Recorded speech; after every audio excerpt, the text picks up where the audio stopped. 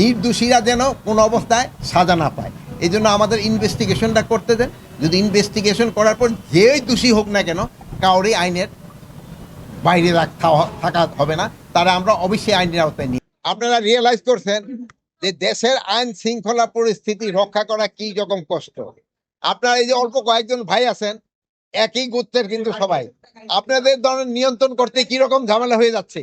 এরকম পুরা দেশের 18 কোটি মানুষকে নিয়ন্ত্রণ করা, যে আইন শৃঙ্খলা যে কত ধরনের কষ্ট, এটা আপনাকে দিয়ে আপনারা কিন্তু প্রমাণ করেন।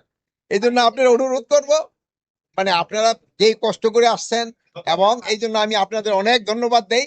আপনারা সব সময় খুব ভালো সংবাদ পরিবেশন করেন, এই জন্য আমি আপনাদের ধন্যবাদ দেই। আমি আপনাদের এবং আপনাদের পরিবারের সবাই আমার ঈদের শুভেচ্ছা।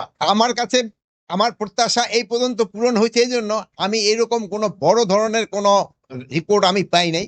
হ্যাঁ, রাস্তাঘাটে তো দুই একটা অ্যাক্সিডেন্ট হয়েছে, এটা তো আমি না করব না, কিন্তু ওই ধরনের কোনো বড় ধরনের কোনো ঘটনা ঘটে দুই একটা ছোটখাটো চুরি চেঁচামি এইগুলি তো হচ্ছে, এই যে এটা না, বাট বড় ধরনের। এই জন্য আমি মোটামুটি ভাবে খুশি, যেমন আপনারাও খুশি, আমিও খুশি।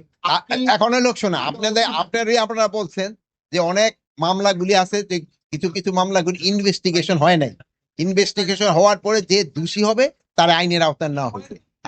কথা শেষ করতে দেন ভাই, কথা শেষ করতে দেন। মাঝখানে কথাগুলো তো কথা বলা যায় না। আপনারাই কিন্তু সবসময় বলছেন নির্দোষীরা যেন কোনো অবস্থায় সাজা না পায়, এই জন্য আমাদের ইনভেস্টিগেশনটা করতে দেন।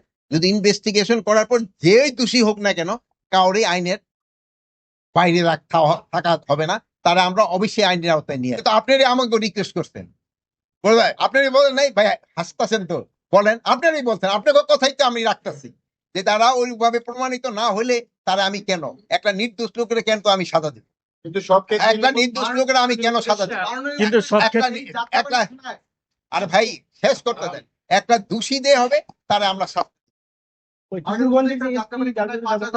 এখন এদের ক্ষেত্রে একটা কিশোরগঞ্জ এদের ক্ষেত্রে ধরেন একটা উপদেষ্টাদের একটা 3 জনের একটা কমিটি হয়েছে, ওনাদের একটা রিকমেন্ডেশন দিচ্ছে, ওই রিকমেন্ডেশনটা পাওয়ার পরে ওনাদের যদি দোষী হয় ওনাদের ব্যবস্থা নেওয়া হবে, যদি দোষী না হয় ওনাদের আবার যার যার জায়গায়